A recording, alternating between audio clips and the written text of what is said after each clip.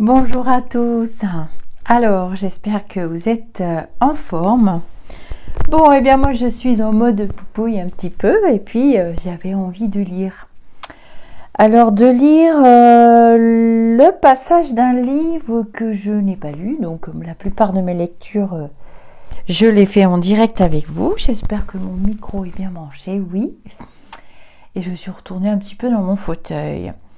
Alors, je vous ai choisi, je vais y arriver, hein, c'est ça quand on parle beaucoup, une lecture toujours tirée d'un des nombreux livres d'Alan Kardec, vous allez dire encore, sur la réincarnation. Alors, j'ai choisi de commencer cette lecture à un endroit précis du livre, donc j'ai lu un petit peu, j'ai survolé quand même pour que ça corresponde à un sujet qui me trotte dans la tête, et vous allez voir, on va y venir, mais je démarre la lecture à un endroit précis du livre. Oh, je l'avais lu il y a très longtemps ce livre, mais comme vous le savez, on ne se souvient pas forcément des livres, du contenu. Quand on le relit après, on a une approche un petit peu différente, et nous allons parler de la réincarnation, donc karma aussi, et nous allons parler des enfants. Voilà, nous allons pouvoir discuter. Les commentaires sont libres sous la chaîne. C'est un sujet difficile, évidemment, parfois douloureux, mais qui trouve ses explications, si on peut dire ainsi, dans la doctrine spirit, puisque M. Alan Kardec a fait un énorme travail très éclairant et dans le domaine de la spiritualité, qui ne peut pas prendre une ride, une seule petite ride, puisque c'est à jamais. Donc là, je vais démarrer au chapitre Incarnation dans les différents mondes pour qu'on puisse avoir une approche déjà. Voilà. Donc vous allez voir que c'est une conversation avec des esprits. Donc M. Kardec a utilisé des médiums, plutôt des médiums écrivains d'ailleurs, ou médiums psychographes à l'époque, et il en a utilisé beaucoup. Bon, j'aime pas tellement le mot utiliser, mais bon, il n'y a pas d'autre mot, ils le disent eux-mêmes, les esprits utilisent les médiums. Donc c'est Monsieur Kardec qui a posé le mot médium, qui veut dire intermédiaire, milieu. Voilà. Donc la faculté médianémique, médiumnique est une faculté qui nous permet que nous avons conservée au travers de nos différents voyages, l'esprit, l'âme voyage, et qui nous permet de communiquer avec des êtres non incarnés dans des corps physiques. Le corps physique est un corps qui est adapté au monde où l'esprit doit se rendre et travailler, est adapté à chaque monde. Donc voilà, vous allez voir, c'est des questions-réponses. C'est très intéressant, c'est passionnant. Et c'est parti pour la lecture. Nos différentes existences corporelles s'accomplissent-elles toutes sur Terre? Non, pas toutes, mais dans les différents mondes. Celle d'ici-bas n'est ni la première ni la dernière, et c'est une des plus matérielles et des plus éloignées de la perfection. L'âme, à chaque nouvelle existence corporelle, passe-t-elle d'un monde à l'autre ou bien peut-elle accomplir plusieurs sur le même globe? Elle peut revivre plusieurs fois sur le même globe si elle n'est pas assez avancée pour passer dans un monde supérieur. Alors je fais une petite aparté parce que dans le langage de l'époque, c'est vrai qu'il y avait une grosse connotation religieuse. Bon, il faut vous remettre en fin 1800 et quelques, c'était dans les années 1800 et quelques, 80 et quelques. Et du coup, voilà, moi je vous fais la lecture, mais vous adaptez au langage d'aujourd'hui. Donc j'essaie de mettre l'intonation pour que vous compreniez la question. Donc en fait, ce sont des cercles spirites. Et c'est souvent Monsieur Kardec qui posait la question, mais bon, il y avait d'autres personnes qui posaient question. Et c'est le médium qui capte le langage de l'esprit et qui transmet la réponse des esprits éveillés. Hein. Les lumineux, vous connaissez ce mot maintenant. Donc je reprends ma lecture. La réponse, elle peut revivre plusieurs fois sur le même globe si elle n'est pas assez avancée pour passer dans un monde supérieur. Ainsi, nous pouvons reparaître plusieurs fois sur la Terre. Certainement. Pouvons-nous y revenir après avoir vécu dans d'autres mondes? Assurément, vous avez déjà pu vivre ailleurs et sur la Terre. Est-ce une nécessité de revivre sur la Terre? Non. Mais si vous n'avancez pas, vous pouvez aller dans un autre monde qui ne vaut pas mieux et qui peut être pire. Y a-t-il un avantage à revenir habiter sur la Terre? Aucun avantage particulier, à moins d'y être en mission, alors on avance là comme ailleurs. Je fais une petite parenthèse, alors être en mission, c'est ce dont vous parle par exemple Lise Bourbeau, avoir vraiment un plan de vie précis. Il y a à chaque époque des esprits éveillés très très avancés, on les appelle les grands lumineux, enfin je les appelle comme ça, qui sont venus s'incarner pour l'humanité. Ils jouent un rôle parfois absolument incroyable, hein, comme Monsieur Pasteur, Marie Curie, vous voyez, pour vous donner un exemple matériel que votre mental puisse bien comprendre. Il y en a beaucoup d'autres, évidemment. Il y a les frères Edison. Voilà, ils sont venus vraiment s'incarner pour laisser vraiment une œuvre pour l'humanité. C'est ce dont parle l'esprit qui répond, là, dans les questions. Ne serait-on pas plus heureux de rester esprit? Non, non, non, non, non. On serait stationnaire et l'on veut avancer vers Dieu. Donc vous verrez que le mot de Dieu est souvent utilisé à l'époque. Je vous rappelle que les esprits se communiquent à nous et piochent dans la tête du médium des mots qu'il a dans son langage. Dans toutes les langues. Il n'y a pas de langue étrangère parlée dans le nombre des esprits, dans le monde des esprits, sauf pour les êtres galactiques. Mais on communique d'esprit à esprit, c'est de la télépathie purement et simplement. Attention, la télépathie n'est pas du mentalisme, il ne faut pas mélanger. Donc voilà, il vient de répondre qu'on serait stationnaire, on n'évoluerait pas, on ne travaillerait pas, on s'ennuierait profondément de vie en vie. Cependant, cela se passe. Hein. Bon. Les esprits, après avoir été incarnés dans d'autres mondes, peuvent-ils l'être dans celui-ci sans y avoir jamais paru? Oui, comme dans les autres. Tous les mondes sont solidaires. Ce qui ne s'accomplit pas dans l'un, s'accomplit dans l'autre. Ainsi, il y a des hommes qui sont sur la terre pour la première fois. Il y en a beaucoup, à divers degrés. Peut-on reconnaître un signe quelconque quand un esprit en est à sa première apparition sur la terre? Non, cela n'a aucune utilité. Pour arriver à la perfection et au bonheur suprême, qui est le but final de tous les hommes, l'esprit doit-il passer par la filière de tous les mondes qui existent dans l'univers? Non, car il y a beaucoup de mondes qui sont au même degré et où l'esprit n'apprendrait rien de nouveau. Mais alors comment expliquer la pluralité des existences sur le même globe? Il peut s'y trouver chaque fois dans des positions bien différentes qui sont pour lui autant d'occasions d'acquérir l'expérience. Les esprits peuvent-ils revivre corporellement dans un monde relativement inférieur à celui où ils ont déjà vécu?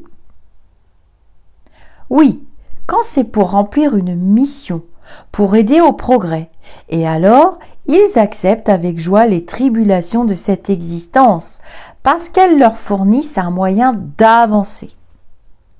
Donc, petite parenthèse, c'est ce que je viens de vous expliquer avec mes mots à moi. parce que nous recevons tous aussi nos enseignements spirituels. Cela ne peut-il pas avoir lieu par expiation? Et Dieu ne peut-il envoyer des esprits rebelles dans des mondes inférieurs? Les esprits peuvent rester stationnaires, mais ils ne rétrogradent pas. Et alors, leur punition est de ne pas avancer et de recommencer les existences mal employées dans le milieu qui convient à leur nature. Quels sont ceux qui doivent recommencer la même existence? Eh bien, ceux qui faillissent à leur mission ou à leurs épreuves. En passant d'un monde à l'autre, l'esprit passe-t-il par une nouvelle enfance? L'enfance est partout une transition nécessaire, mais elle n'est pas partout aussi stupide que chez vous. L'esprit a-t-il le choix du nouveau monde qu'il doit habiter? Non, pas toujours, mais il peut le demander, et il peut l'obtenir s'il le mérite, car les mondes ne sont accessibles aux esprits que selon le degré de leur élévation. Mais si un esprit ne demande rien, qu'est-ce qui détermine le monde où il sera incarné? Le degré de son élévation morale. L'état physique et moral des êtres vivants est-il perpétuellement le même dans chaque globe? Non, les mondes aussi sont soumis à la loi du progrès. Tous ont commencé comme le vôtre par être dans un état inférieur et la Terre elle-même subira une transformation semblable. Elle deviendra un paradis terrestre lorsque les hommes seront devenus bons. C'est ainsi que les races qui peuplent aujourd'hui la Terre disparaîtront un jour et seront remplacées par des êtres de plus en plus parfaits. Ces races transformées succéderont à la race actuelle comme celle-ci a succédé à d'autres plus grossières encore. Alors je fais un petit point. Vous voyez que déjà les esprits commençaient à parler avec des mots simples pour l'époque de nouvelles races. Là, je vous parle souvent de mixité, je vous parle souvent des messages que j'ai reçus en canalisation qui expliquent ce qu'on appelle le grand reset. En fait, le mélange de toutes ces cultures, tout ce qui se passe actuellement, nous amène progressivement pour les générations à venir. Nous voyons le début de l'ère du Verseau, nous, mais nous ne verrons pas la fin, sauf si nous nous réincarnons. Donc, ça fait partie des canalisations que j'ai reçues aussi, que la mixité des couleurs de peau, c'est pour que les nouveaux arrivants puissent s'adapter au nouveau monde qui est en train de se créer et qui se crée malheureusement par élimination de certaines choses qui sont trop ancrées dans la matérialité pour les esprits qui nous expliquent que dans l'ère du Verseau, le monde d'aujourd'hui n'a plus du tout sa place. Peut-on, dès cette vie, par une conduite parfaite, franchir tous les degrés et devenir un pur esprit sans passer par d'autres intermédiaires? Non, car l'homme croit parfait est loin de la perfection. L'homme qui se croit parfait est loin de la perfection.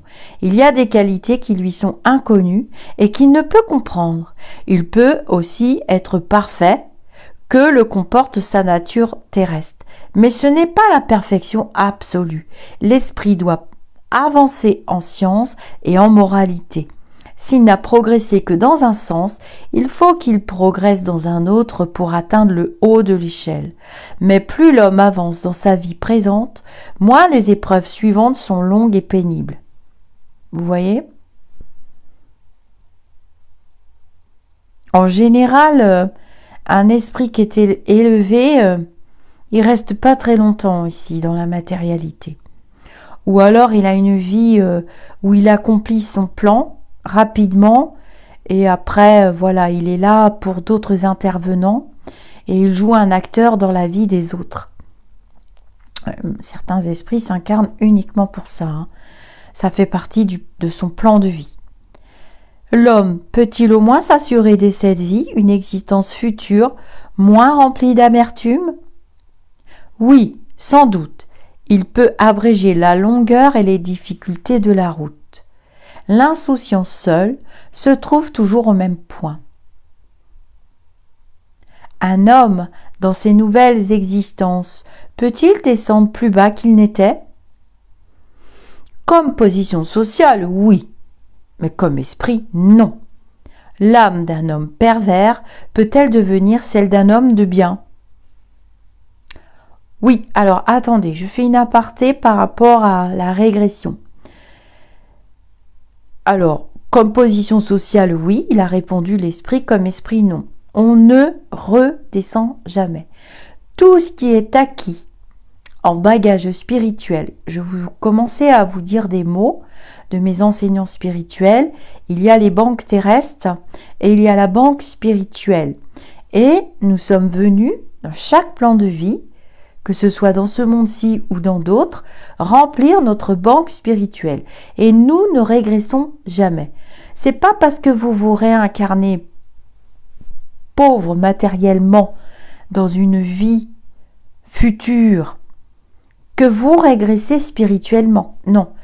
Si on prend par exemple des personnes comme l'abbé Pierre, vous voyez bien que bon, c'est un homme qui était désintéressé de la matérialité, sauf pour aider ses frères et ses sœurs. Donc, on peut dire que c'était un homme pauvre, matériellement parlant, parce que les biens matériels ne l'intéressaient pas, mais c'était une âme très éveillée spirituellement parlant. Vous voyez? Pour vous donner un ordre de comparaison, hein, parce que c'est toujours le mental qui nous limite finalement pour comprendre les lois spirituelles. Voilà, je voulais faire cet aparté. Alors, je refais la question suivante. L'âme d'un homme pervers peut-elle devenir celle d'un homme de bien? Oui, s'il est repenti, et alors, c'est une récompense. La marche des esprits est progressive et jamais ne rétrograde. Ils s'élèvent graduellement dans la hiérarchie et ne descendent point du rang où ils sont parvenus. Dans leurs différentes existences corporelles, ils peuvent descendre comme hommes, mais non comme esprits. Ainsi l'âme d'un puissant de la terre peut plus tard animer le corps d'un artisan, et vice-versa, car les rangs parmi les hommes sont souvent en raison inverse de l'élévation des sentiments moraux. Hérode était roi, et Jésus charpentier. Les esprits ne pouvant s'améliorer qu'en subissant les tribulations de l'existence corporelle, il s'ensuivrait que la vie matérielle serait une sorte d'étamine ou d'épuratoire par où doivent passer tous les êtres du monde spirit pour arriver à la perfection. Oui, c'est bien cela. Il s'améliore dans ses épreuves en évitant le mal et en pratiquant le bien. Mais ce n'est qu'après plusieurs incarnations ou épurations successives qu'ils atteignent, dans un temps plus ou moins long, selon leurs efforts, le but auquel ils tendent. Voilà, ça c'est l'explication claire et nette de votre plan de vie par rapport à votre niveau vibratoire. On calcule le taux vibratoire. Je vais en refaire dans le groupe là quelques-uns. J'ai vu que vous en aviez déposé dans le groupe Facebook Au-delà du spirituel. Selon votre évolution spirituelle, il ne tient qu'à vous de vous hisser vers le haut.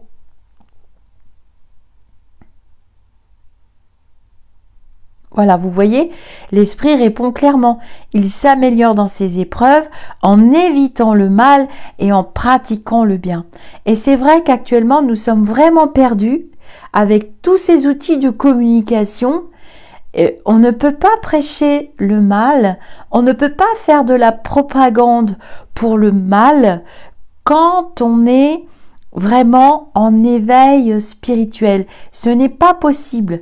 On va voir toutes sortes de personnes qui croient être connectées à des entités spirituelles lumineuses, éveillées, alors qu'elles sont dans des propagandes négatives. Ce n'est pas possible. À vous de faire la distinction. À vous de savoir ce que vous voulez. On ne peut pas dire qu'une guerre, c'est bien. On ne peut pas dire que c'est bien de jeter des femmes et des enfants dans la matérialité sur la route. Je prends la situation que nous vivons actuellement collectivement, comme nous avons vécu la situation que ce virus a installée sur la planète. Vous voyez bien que nous sommes mondialement atteints. Vous voyez bien que nous sommes tous concernés. Nous sommes en train de créer un nouveau monde qui appartient à l'ère du Verseau. Nous sommes au tout début. Nous sommes tous sur le même chemin. À nous de tirer les enseignements. On voit que le mal, on voit que les énergies, que les égrégores négatifs du passé sont en plein nettoyage. On voit des puissances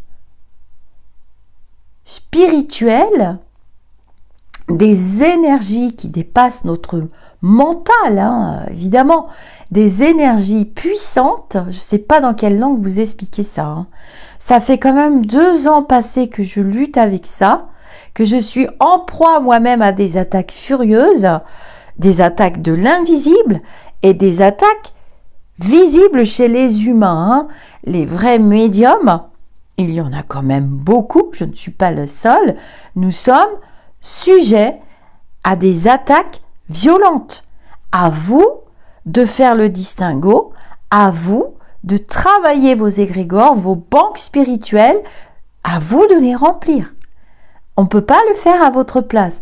On peut vous montrer le chemin, on peut vous indiquer, mais on ne peut pas vous manipuler, ni ne pas vous laisser utiliser le libre arbitre. Mais c'est quand même simple, le yin, le yang, la loi du Tao, être dans des équilibres. Et vous voyez bien qu'au travers d'anciennes littératures, les esprits ont déjà répondu. Il y a moult littérature, Il y a les Corans, la Bible, le Tao, les enseignements bouddhiques. Voilà, vous avez suffisamment d'enseignements, même au travers des religions. Les religions sont aussi une forme de spiritualité, mais peut-être une spiritualité un petit peu qu'il faut réadapter de nos jours. Alors attention aux gourous. Attention aux faux prophètes. La médiumnité, les différentes formes de médiumnité ont été très bien classifiées par les cercles spirites de Monsieur Kardec, et au Brésil et au Canada. Il y a des écoles spirites. Je vous ferai des lectures d'ailleurs, très belles lectures que j'ai trouvées là, dans des écoles spirites canadiennes, avec de très grands médiums psychographes, qui ont bien traduit le langage des esprits d'une manière un peu plus moderne. C'est comme la danse classique. On a la danse maintenant néoclassique. On a la danse contemporaine. C'est un petit peu l'image. Voilà. Donc, on s'améliore dans les épreuves en évitant le mal et en pratiquant le bien. Alors ça répond aussi à un questionnement où dans un atelier médiumnité, je ne sais plus quel atelier, non c'était là aussi je crois, il y avait Soledad avec moi, où on nous disait que grandir dans la souffrance c'est une croyance limitante. Vous voyez bien que dans les canalisations que nous faisons d'esprits très éveillés, alors moi je canalise des esprits, je ne sais pas toujours qui c'est. D'ailleurs, les noms, les prénoms, c'est pas du tout intéressant pour eux, puisqu'ils ont eu de multiples incarnations. Alan Kardec ne s'appelait pas Alan Kardec dans sa vie terrestre quand il a laissé tous les écrits. Il s'appelait lui-même Hippolyte de Rivail. Il a su par un esprit qui s'appelait Alan Kardec. Il a repris son nom d'Alan Kardec, il était druide, ça lui plaisait bien. Bon, très bien. Mais on a eu tellement de noms et de prénoms. Moi, si vous saviez combien j'en ai eu, je ne saurais même pas lequel utiliser. Donc voilà. Donc on pratique le bien. Ça, c'est le signe absolu. Alors, je dis pas qu'on n'a pas de caractère, mais vous voyez bien que l'abbé Pierre, si on ne prend que cet homme-là, ou Coluche, voilà, c'était des gens qui avaient quand même de fortes personnalités, beaucoup de charisme. Une personne qui a un plan de vie comme ça, à guider les autres, à faire sa part pour l'humanité. On peut pas dire que Coluche n'a rien laissé quand même. Ce serait stupide. Eh bien, il y a quand même un ancrage, du charisme, une aura, quelque chose qui se dégage. Et c'est des personnes lumineuses. Et il nous manque actuellement. Moi, j'ai canalisé cette information de l'abbé Pierre il y a 15 jours. Il m'a dit ma fille, parce qu'il m'a dit ma fille. Il m'a dit ma fille, tu y retournes. Tu vas demander de l'argent, tu vas chercher, tu mets ton ego de côté. Il y a de l'aide à apporter, tu vas le faire, tu verras. Et c'est vrai, il a eu raison. L'abbé Pierre est très présent actuellement. Son égrégore est à travailler. Il canalise partout, il est là. Nous avons Coluche, nous avons de grands esprits qui sont là. Donc vous voyez bien qu'on ne peut pratiquer que le bien. Tout le reste, si c'est négatif, si c'est de la propagande, on ne peut pas cautionner le mal. Il a un rôle à jouer, c'est vrai. Parce que sinon, on ne pourrait pas faire la distinction entre le bien et le mal, et notre libre arbitre ne serait pas utilisé, on ne saurait pas, et ça se produit dans tous les autres mondes jusqu'à l'éveil complet, et jusqu'à ce que l'âme ait atteint la marche la plus haute et vibre dans la vibration d'amour inconditionnel. L'amour inconditionnel n'existe pas dans cette planète, sauf au travers des animaux. Ce qui s'en rapprocherait le plus, c'est l'amour qu'on peut éprouver pour les enfants. Et encore, il y a une personne qui m'a transmis ses rêves dernièrement et qui effectivement a fait 2-3 allers-retours avec l'autre côté et qui a éprouvé, justement en rencontrant son guide, cet amour inconditionnel que vos enseignants spirituels qui sont à votre disposition peuvent vous faire ressentir quand vous êtes vraiment frappé par des choses épouvantables. C'est ce qui nous arrive actuellement. Mais il est quand même assez rare ici, et je trouve que l'amour là est à cultiver plus envers nos frères et nos sœurs, parce que c'est vraiment ultra violent. Ultra violent. Et non, ce ne sont pas des fake news, je l'ai dit du début. Non, je n'invente pas ce que je vois. Et je l'ai vu, en fait, je l'ai vu il y a déjà 2 ans, puisqu'il y a déjà 2 ans, je vous disais, ce virus nous masque quelque chose, et je voyais qu'il fallait regarder dans une autre direction. Voilà, les enseignants étaient déjà là, voilà. Alors, on continue, parce qu'on va arriver aux enfants, justement. Donc, on ne peut pas pratiquer le mal. Mais ce n'est qu'après plusieurs incarnations ou épurations successives qu'ils atteignent dans un temps plus ou moins long selon leurs efforts, le but qu'ils tentent. Ça demande un effort constant de faire le bien. C'est plus facile parce que le mental est là, il dégage sa propre énergie. Les mots, vous avez commencé à le comprendre sur la chaîne, les mots émettent une vibration. Les mots, les pensées collées les unes aux autres des uns des autres peuvent créer un égrégore noir. Mais ils peuvent aussi créer un égrégore puissant, lumineux, qui peut se travailler par la prière. Alors la prière, c'est comme on veut. Du moment qu'on prie avec le cœur et qu'on pèse chaque mot, qui émettent chacun une vibration lumineuse, ils vont se coller les uns aux autres et ça va faire un égrégore de lumière.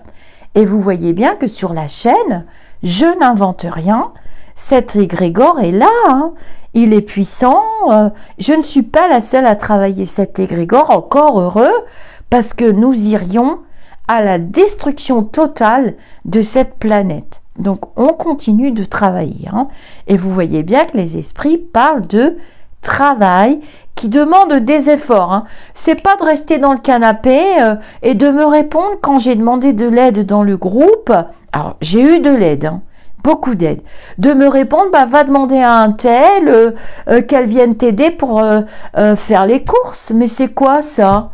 C'est pas gentil du tout. J'ai pas du tout apprécié la réponse de cette personne qui croit qu'elle travaille sa spiritualité dans son canapé en ne bougeant pas ses fesses. Ben non, tu vas rester où t'es et puis tu devras recommencer. Je sais que c'est pas bien, je ne dois pas être dans le jugement et pourtant là il y a quand même le feu au lac, hein.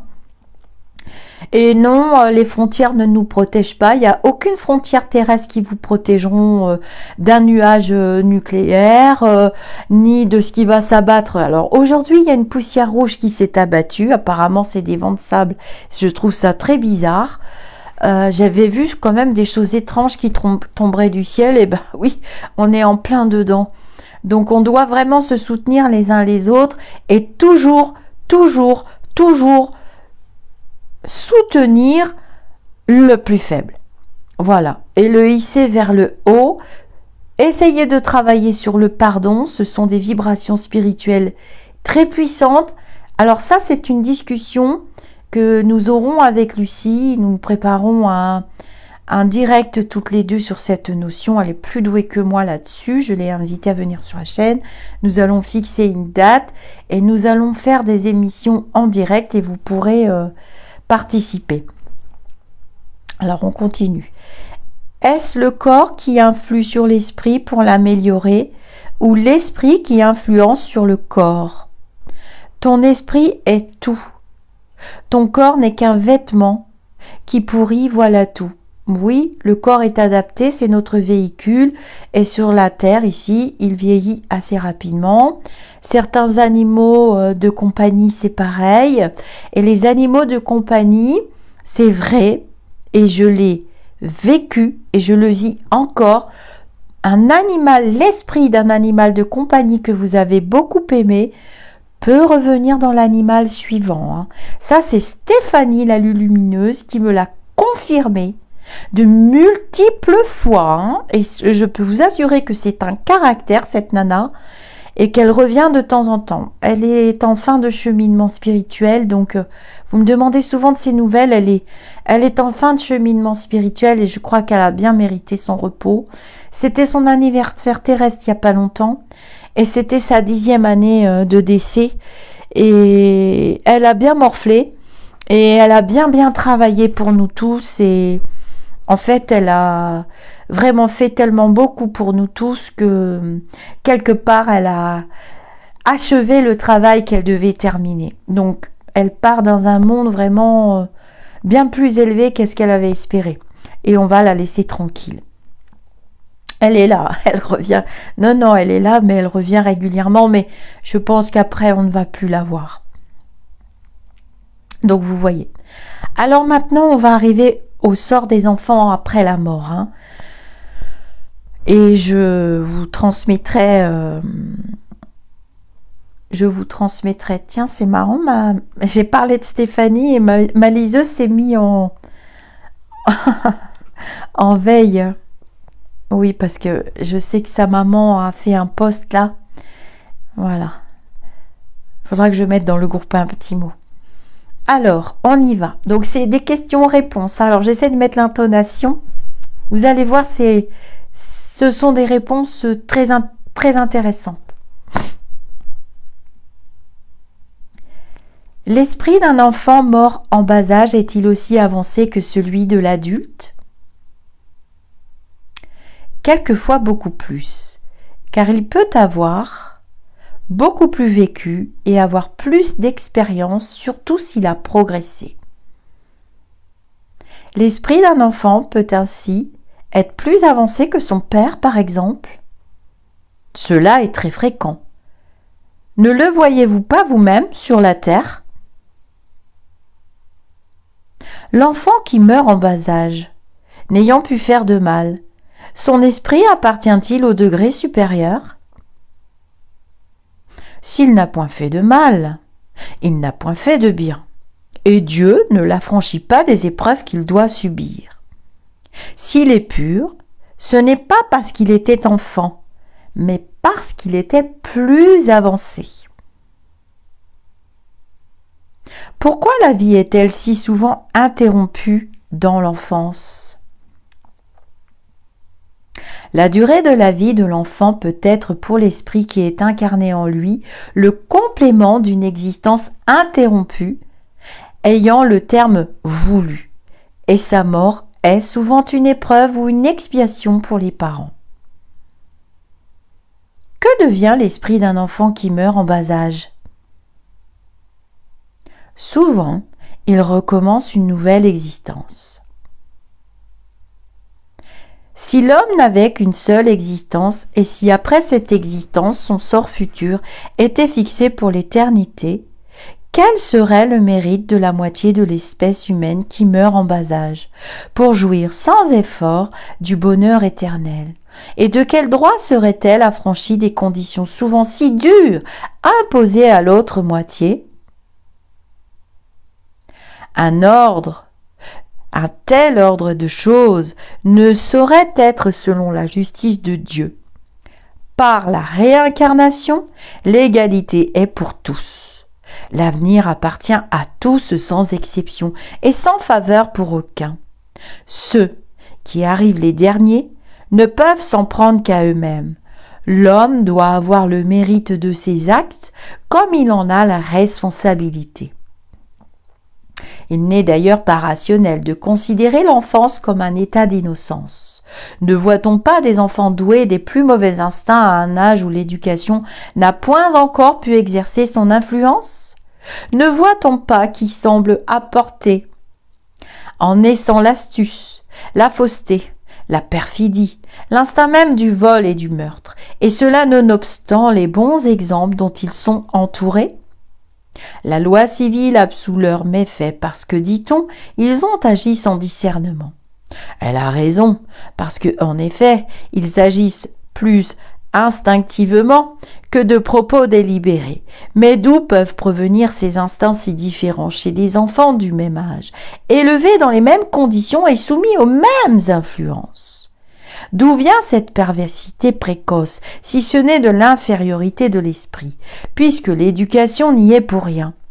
Ceux qui sont vicieux, c'est que leur esprit a moins progressé, et alors il en subit les conséquences, non pour ses actes d'enfant, mais pour ceux des existences antérieures, et c'est ainsi que la loi est la même pour tous, et que la justice de Dieu atteint tout le monde. Alors, je vais faire une petite aparté. C'est vrai que quand, dans une famille, on me pose souvent la question consultation privée. Souvent, on vient nous voir, nous les médiums, quand on ne va pas très bien. Forcément, c'est fait pour ça. Et on voit que dans une famille, même éducation, même niveau, tout, on a parfois des enfants, quand ils deviennent plus ou moins adultes ou adolescents, ça part en live. Et une fois adultes, c'est encore pire. Et souvent, les parents sont traumatisés et on culpabilise, ils culpabilisent. Or, il faut bien comprendre que, en fait, nous accueillons juste un esprit. Nous lui donnons la chance et l'opportunité de pouvoir se réincarner dans la matérialité. Or, pour pouvoir le faire, il lui faut donc un véhicule. Le véhicule, c'est le corps humain. Vous voyez que la science a exploré les moyens de pouvoir donner la chance à des parents, au travers la PMA et autres, de pouvoir accueillir un esprit. Cependant, si ce n'est pas dans le plan de vie, on pourra faire 36 PMA, on ne sait toujours pas donner la vie à un corps humain, sauf naturellement, entre deux personnes, masculin, féminin, blablabla. Mais, quelquefois, l'esprit qui vient, comme le répondent les esprits, il aura son propre cheminement à faire. Et ça, en tant que parent, c'est difficile. Et puis, quelquefois, les parents se disent « Mon Dieu, mais qu'est-ce que j'ai fait ?» Donc, l'épreuve arrive, on perd un enfant. Quoi de pire que de perdre un enfant? À part perdre soi-même sa propre vie, dans les degrés de la souffrance, il y a des degrés de la souffrance quand même, on ne va pas se mentir, c'est pas la peine. Mais il y a toujours à peu près une réponse. C'est pas par hasard que je fais cette vidéo maintenant, puisque nous savons que Stéphanie est partie du départ volontaire, ce qui a créé un grand vide dans sa famille terrestre, n'est-ce pas? Et que je fais ce sujet aujourd'hui.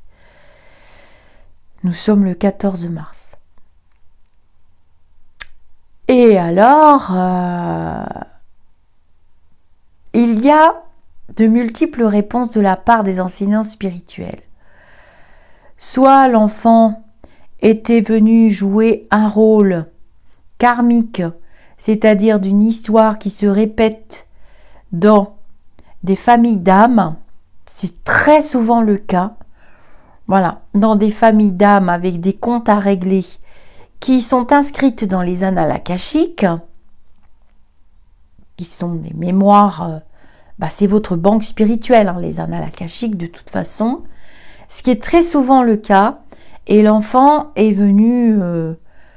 c'est pour ça qu'on a des enfants qu'on trouve atteints de très très graves maladies, qui sont capables de remonter le moral de leurs parents, comme s'ils s'étaient préparés, comme s'ils savaient, voilà. C'est souvent, le premier cas, c'est souvent la première explication. Alors, j'essaie de vous donner des explications sans déraper, parce que c'est quand même un sujet très difficile pour le mental, pour que le mental comprenne bien. C'est la première grosse explication. La deuxième, ce sont les parents qui ont reçu cet enfant, donc ils l'ont accueilli, et l'enfant, alors souvent, quelquefois, l'enfant mort en très très bas âge, 1, 2 mois, 3 mois, 6 mois, 1 an, 2 ans, et en fait l'esprit est horrifié et ne veut pas rester. Et quelquefois, on ne retrouve aucune cause médicale à la mort d'un enfant. Alors, surtout les nourrissons, non, l'esprit refuse. On sait que l'esprit travaille le jour et la nuit. Notre esprit travaille le jour et la nuit. Il n'y a que le corps physique qui dort la nuit. Et du coup, en faisant les allers-retours, même tout bébé, l'esprit est effrayé, ne veut pas, renonce. Et l'esprit quitte le corps terrestre. Alors ça, c'est épouvantable de se réveiller et de voir le bébé mort sans aucune cause. On n'aura jamais de cause médicale parce que la cause, elle est spirituelle. L'esprit quitte le corps terrestre. On a un autre cas qui est le départ volontaire. J'ai fait la vidéo. Vous l'avez dans la playlist. Les premières vidéos que j'ai fait que Stéphanie m'avait demandé, mes toutes premières vidéos, je l'ai appelé le départ volontaire.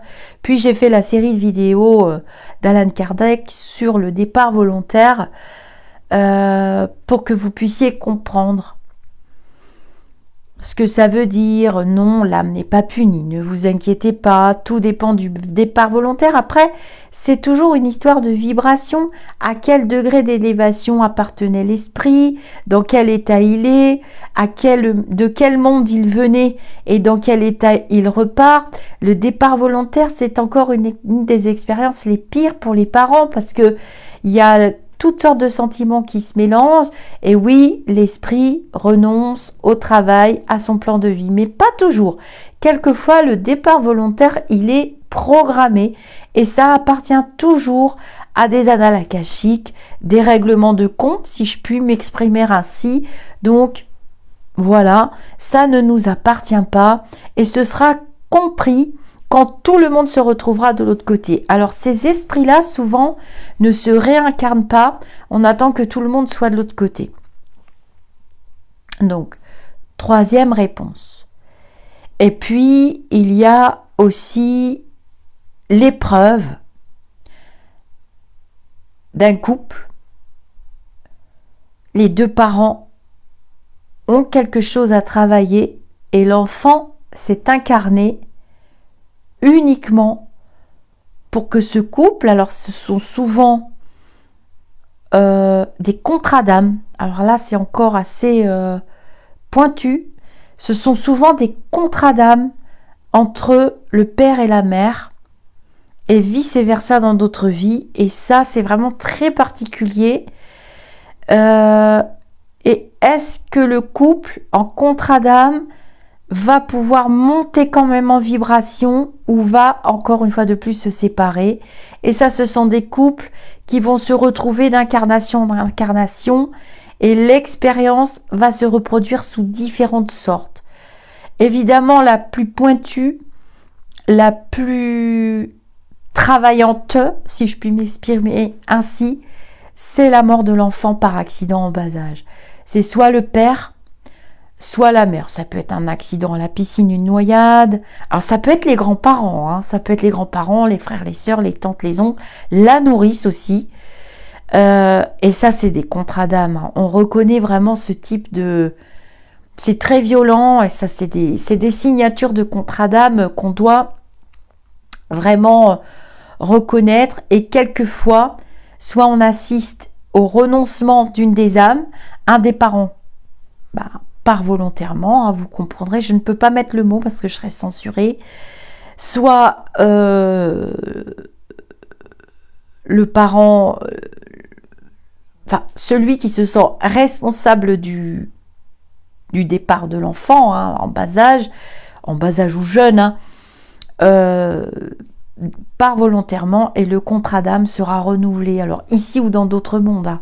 Mais ici c'est un des mondes les plus durs, hein. Ça faut bien retenir ça. Après il n'y a pas tellement d'autres, je vais continuer la lecture. Alors tout dépend du degré de parenté, hein. C'est toujours pareil. Après il n'y a pas tellement d'autres explications, hein.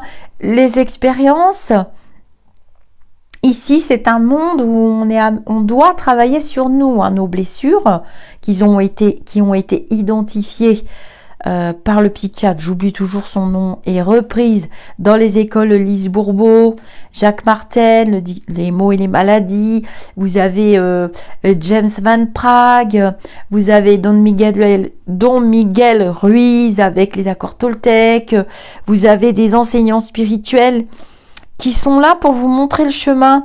Vous avez Mathieu Ricard, vous avez Jolien, vous avez toutes ces littératures d'enseignants spirituels maintenant qui sont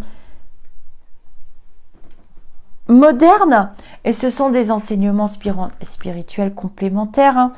Vous avez des tas de médecins, des psychiatres, Luc Baudin, Charbonnier, Jeff Foster, enfin toutes les lectures que je mets sur la chaîne sont des lectures simples, mais vous voyez que j'aime bien remonter dans le temps. Alors on pourrait prendre la Bible, hein, je pourrais faire j'ai fait, hein, des canalisations par synchronicité que j'avais trouvées d'ailleurs sur Saint-Jean. Voilà. Alors là, on va continuer la lecture. Moi, j'espère que vous comprendrez, hein, j'essaye de mettre des mots quand même simples. Même si c'est très dur d'en parler, hein, Après, il y a aussi la séparation, hein, avec les enfants. C'est ce que je vis comme épreuve. D'ailleurs, la mort physique d'un enfant, c'est l'ultime séparation définitive, hein. L'ultime séparation, c'est terrible. Alors, on peut le vivre dans l'autre sens aussi. Bon, là, on est là pour parler des enfants, mais quelquefois, c'est la mère ou le père qui quitte tôt la famille. C'est très difficile aussi, hein, pour les enfants qui restent. Et il y a aussi la séparation dans la vie terrestre, et il n'y a pas moyen, il y a des gros blocages au niveau du relationnel famille-enfant, et une famille est frappée, et il n'y a plus de communication, et c'est très douloureux aussi à vivre pour les parents et pour les enfants. Mais ça fait partie des enseignements spirituels les plus rapides et les plus vifs et les plus douloureux qui nous permettent de remplir notre banque spirituelle ou qui nous font renoncer à l'épreuve aussi, hein, qui peuvent nous faire renoncer à l'épreuve et devenir soit de stagner, soit de stagner ou de renoncer, hein. Oui. Alors, la parenté. Les parents transmettent-ils à leurs enfants une portion de leur âme, ou bien ne font-ils que leur donner la vie animale, à laquelle une âme nouvelle vient plus tard ajouter à la vie morale ? la vie animale seule, car l'âme est indivisible. Un père stupide peut avoir des enfants d'esprit et vice-versa. Donc l'âme est indivisible. Hein. Puisque, alors, on parle de flammes jumelles. Alors moi, je parle plus de contre-Adam, parce que la flamme jumelle, c'est quand même une division de l'âme. Alors, les avis sont controversés, on en reparlera plus tard. Puisque nous avons plusieurs existences, la parenté remonte-t-elle au-delà de notre existence actuelle? Cela peut être autrement. La succession des existences corporelles établit entre les esprits des liens qui remontent à vos existences antérieures. De là, souvent des causes de sympathie entre vous et certains esprits qui vous paraissent étrangers. Vous voyez, c'est ce que je viens de vous expliquer. Ils en parlent quand même, les esprits. Et on se rend compte souvent, on peut rencontrer sa moitié très très jeune et tac tac, on est attiré tout de suite et on fait le chemin de vie, ce qui est mon cas. Hein. Même si c'est très chaotique, c'est ce qu'on appelle son âme sœur quand même. Et là, on sait que c'est un contrat d'âme. Et il n'y a pas moyen de vous échapper. 205. Je sais par exemple de sources sûres que mon fils aîné n'a jamais été incarné dans ce monde-ci. C'est sa première incarnation sur la terre et mon fils aîné et moi, nous avons un contrat d'âme qu'on se trimballe de vie en vie. Et j'ai un contrat d'âme avec ma sœur terrestre aussi, qu'on se trimballe de vie en vie. Et c'est pour ça que je vis la situation que je vis avec lui actuellement. Alors on continue. Et on se reconnaît par sympathie et il y a une fusion.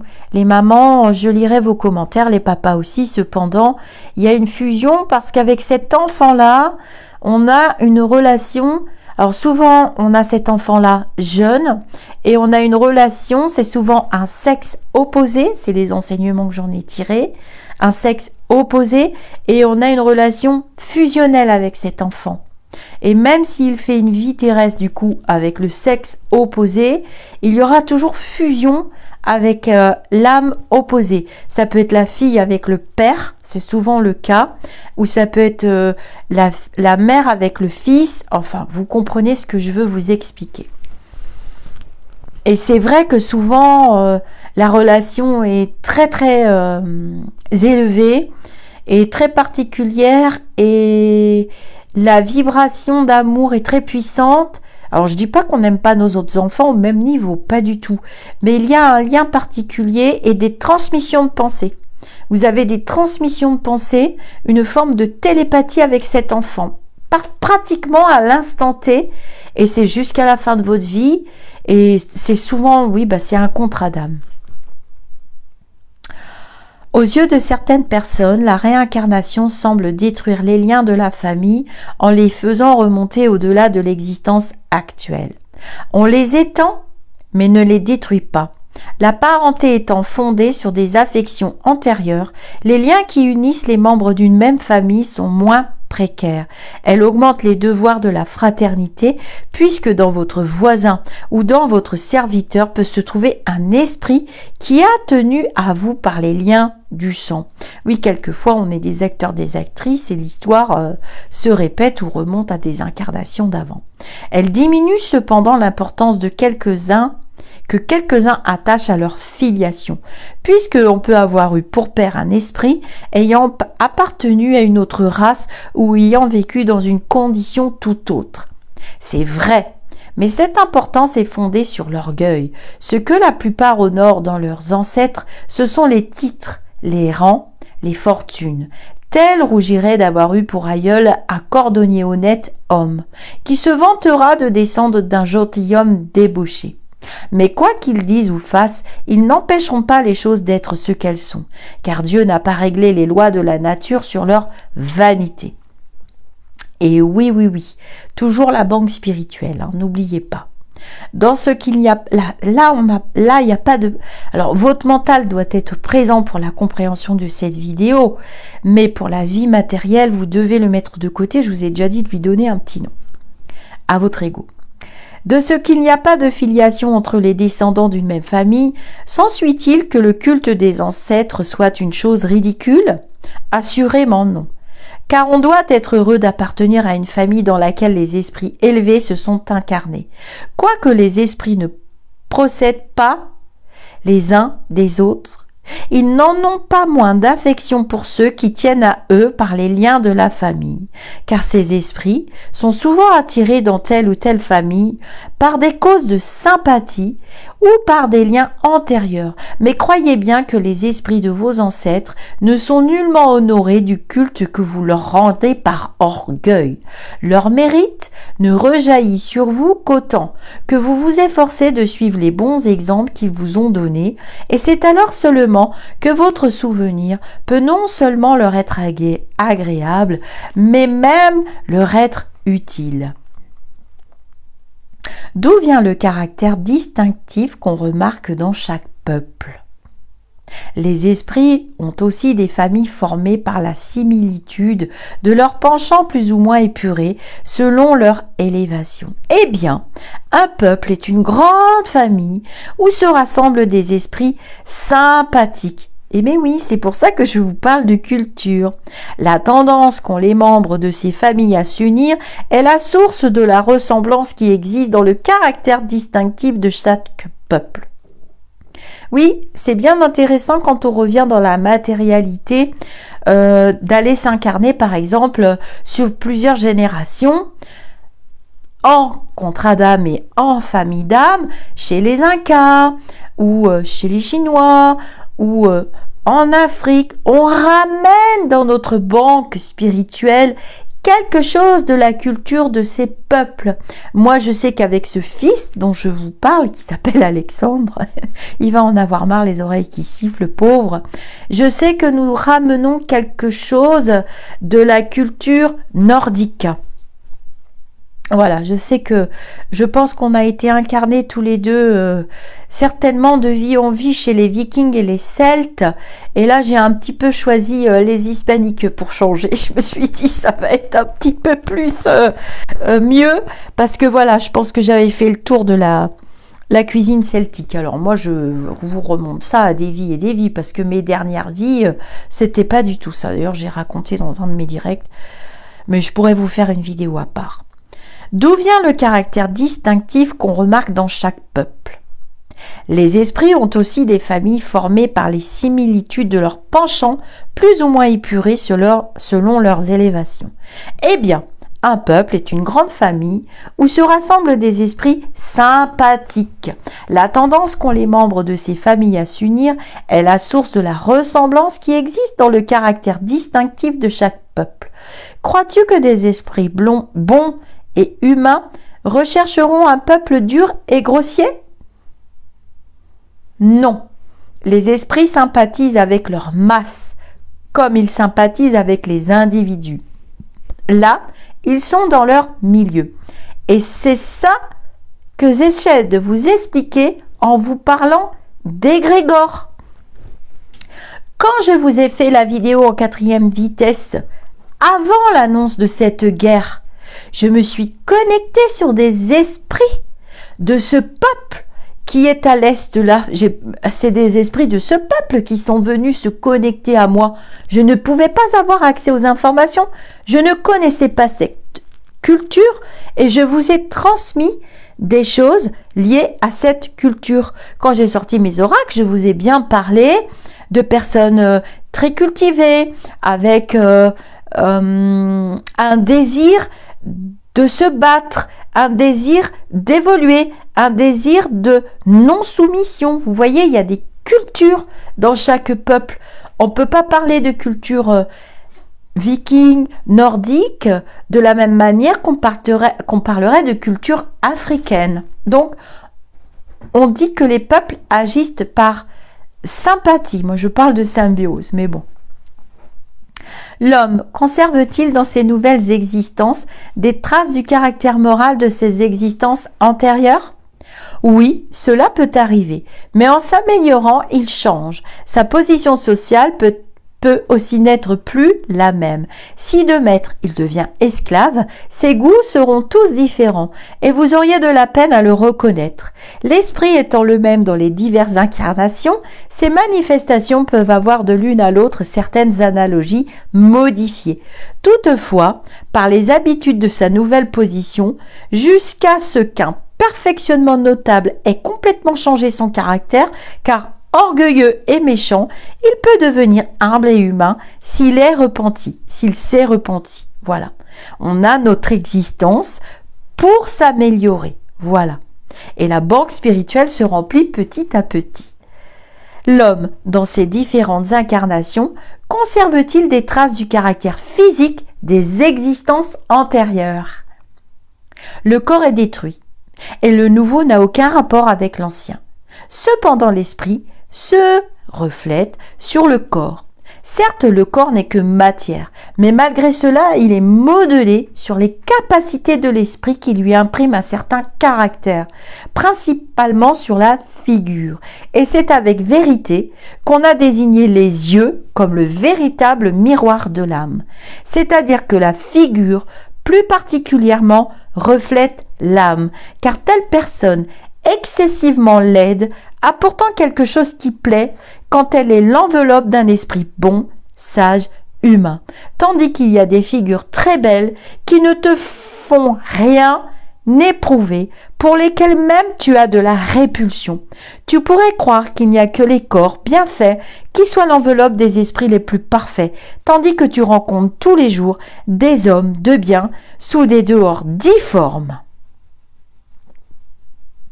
C'est très intéressant, vous voyez la réponse des esprits. Alors moi, je repense souvent à Monsieur Gainsbourg dans ces cas-là, vous voyez. Sans avoir une ressemblance prononcée, la similitude des goûts et des penchants peut donc donner ce qu'on appelle un air de famille. Alors oui, c'est confirmé, entre mon dernier fils et mon frère décédé, j'ai fait un copier-coller. Et le caractère pareil. Exactement les mêmes. Le corps ne revêt l'âme dans une nouvelle incarnation, n'ayant aucun rapport nécessaire avec ce qu'elle a quitté, puisqu'elle peut le tenir d'une toute autre souche. Il serait absurde de conclure une succession d'existences d'une ressemblance qui n'est que fortuite. Cependant, les qualités de l'esprit modifient souvent les organes qui servent à leur manifestation et impriment sur la figure et même à l'ensemble des matières un cachet distinctif. C'est ainsi que sous l'enveloppe la plus humble, on peut trouver l'expression de la grandeur et de la dignité, tandis que sous l'habit du grand seigneur, on voit quelquefois celle de la bassesse et de l'ignominie. Certaines personnes sorties de la position la plus infime prennent sans effort les habitudes et les manières du grand monde. Il semble qu'elles y retrouvent leurs éléments, tandis que d'autres, malgré leur naissance et leur éducation, y sont toujours déplacées. Comment expliquer ce fait autrement que comme un reflet de ce qu'a été l'esprit? Voilà. On garde des aptitudes, qu'on ramène d'autres vies et on garde des goûts aussi. Donc je vais terminer pour aujourd'hui sur la lecture. On garde des aptitudes dans ma précédente vie. J'étais journaliste et vous voyez que au travers ces vidéos, on me dit souvent que j'ai de l'aisance, que je présente bien mes articles et tout, alors que dans cette vie-là, je n'ai jamais été formée à faire ça. C'est vous qui me le dites. On a besoin quand même des commentaires des autres. On a besoin quand même, c'est pour ça que quand j'ai fait la vidéo « Est-ce que vous avez un don ?» C'est une question récurrente qui revient souvent. Eh bien, ce sont les autres qui vont le dire. Mais vous voyez qu'on garde des aptitudes, puisque moi, j'étais journaliste dans une de mes précédentes vie à New York et c'était pendant une guerre. Je ne suis pas morte vieille du tout. Et puis dans la vie d'avant de journaliste, j'étais danseuse de cabaret à Broadway et j'ai gardé un goût immense pour la danse et des aptitudes. Dès l'âge de 4 ans, je dansais déjà très très bien. Bon, j'espère que je danse toujours très très bien. J'adore la danse, c'est une de mes plus grandes passions. Donc à vous de découvrir Ça peut vous guider pour vos annales akashiques, ça peut vous guider pour vos vies antérieures. Vous voyez, moi j'ai eu mon fils aîné, encore Alexandre, qui tout petit avait un goût inné pour les sciences et pour l'infiniment petit, pour ce qui est secret. Bon, il est du signe du Scorpion, mais déjà tout petit, j'avais détecté des aptitudes. Vraiment, j'avais détecté ses blessures et il s'est orienté dans ce secteur. Et pourtant, il n'a jamais été incarné sur cette planète aux vibrations très lourdes. Donc oui, on garde des aptitudes. Et puis, j'ai décuplé mes capacités médiumniques parce que dans une de mes anciennes vies encore plus, j'étais religieuse. Ça, j'ai des souvenirs très précis d'ailleurs. J'étais religieuse et j'étais aveugle. J'étais aveugle. Alors, on peut se réincarner très rapidement. Se réincarner très rapidement. Ce que m'a confirmé mon amie Catherine. Hein. Vous avez la vidéo sur les canalisations que Catherine m'a envoyées, tous les messages qu'elle m'a envoyés. J'en ai eu dernièrement à propos de la guerre justement. Et là, elle est dans le processus d'effacement. Donc, on ne l'aura plus puisque elle nous a prévenu qu'elle revenait rapidement. Je pense d'ici à la fin de l'année l'autre. Enfin, il faut 9 mois pour fabriquer un corps physique hein, dans une matrice. On appelle ça comme ça dans les enseignements. Que vous dire encore par rapport aux enfants oui, c'est souvent le drame, évidemment. On en a pour jusqu'à la fin de sa vie. Alors, on va pas parler des MEURTRE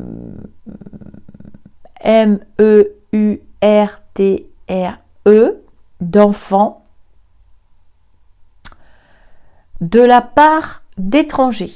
Voilà, de la part d'étrangers. Ça, c'est vraiment un drame. Et ça ne fait pas partie des programmations. J'avais oublié de vous dire ça. Ça fait pas partie des programmations. Il y a dans les différents mondes que j'ai pu visiter, dans mes enseignements spirituels, j'ai pas encore fait les vidéos parce que je me sens pas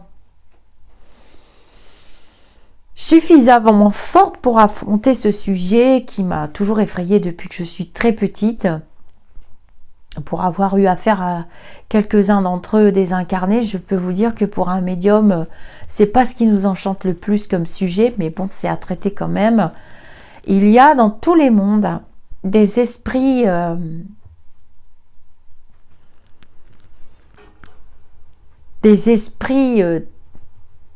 terribles. J'ai commencé à faire dans les playlists des premières vidéos au-delà du spirituel, des playlists concentrées à Allan Kardec. Vous les trouverez, ces esprits, je ne vais pas utiliser le mot parce que j'ai pas envie, vous comprendrez de toute façon, qui tuent gratuitement, qui sont déchaînés, ce sont des esprits déchaînés et ils sont pas mieux de l'autre côté, c'est même très embêtant. Et là, vraiment, c'est un sujet à part. C'est un sujet à part. Je suis en train d'étudier sur d'autres chaînes ce qu'ils ou elles en disent. Et ça va dans le sens de mes enseignements. Il y a quand même de vrais médiums qui ont des chaînes YouTube ou des groupes. Il y en a des vrais, hein, il y en a quand même des vrais. Je ne suis pas la seule. Heureusement, je me sentirais vraiment pas tout à fait bien. Et j'essaye de voir de quelle manière ils en parlent pour pouvoir vous en parler. Mais là, on a affaire à un autre registre. Malheureusement, ça existe. Et ce sont des esprits retors qui, dans la matérialité, seront classés, tiens, voilà toi, en psychiatrie. Voilà, dans le monde terrestre, ils vont être classés en psychiatrie. Hein, vous voyez de quoi je veux parler. Et ce sont des esprits tellement durs, Alors, sont souvent des esprits qui s'échappent de monde, hein. Il y a des mondes où on enferme ce genre d'esprit. Il y a des énergies vibratoires qui sont dédiées à ça, des lieux lumineux qui sont spécialement dédiés à ça. Et ce sont des esprits normalement, mais il y en a qui s'échappent et qui viennent ici ou dans d'autres mondes et qui continuent leur labeur Enfin,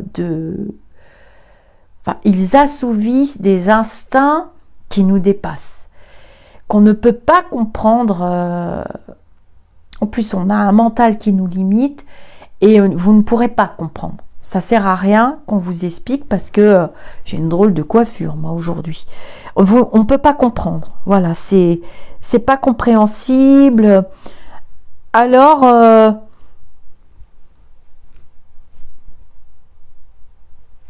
je sais que quelquefois, il y a une histoire avec ces esprits-là et c'est pour travailler sur le pardon. Mais franchement, c'est pas ce que j'ai compris. C'est pas du tout ce que j'ai compris. Moi, j'ai clairement vu et compris que il y en avait qui s'échappaient de monde et que les gardiens et les... En fait, quand Catherine m'a montré cette barrière que j'ai pas pu déplacer, qui était transparente, j'ai vraiment compris ce que c'était des vibrations très puissantes. C'est ce qui arrive aujourd'hui dans notre planète et contre lesquelles nous luttons. Ça sert à rien. Et ce sont ces murs invisibles qui sont censés les garder, ces esprits-là. Le temps qu'ils montent en vibration, qu'ils travaillent sur eux. Mais il y en a qui arrivent quand même à passer et à venir ici. Et à commettre des atrocités 1 fois, 2 fois, 3 fois, 10 fois, 20 fois, 30 fois, ou même une seule fois. Mais une seule fois, c'est déjà une fois de trop. Et ça fait pas partie de ce que je viens de vous expliquer pour les enfants. Ça fait pas partie des annales akashiques. Non. Ça, c'est vraiment autre chose qui pourrait faire le sujet d'une autre vidéo. Voilà.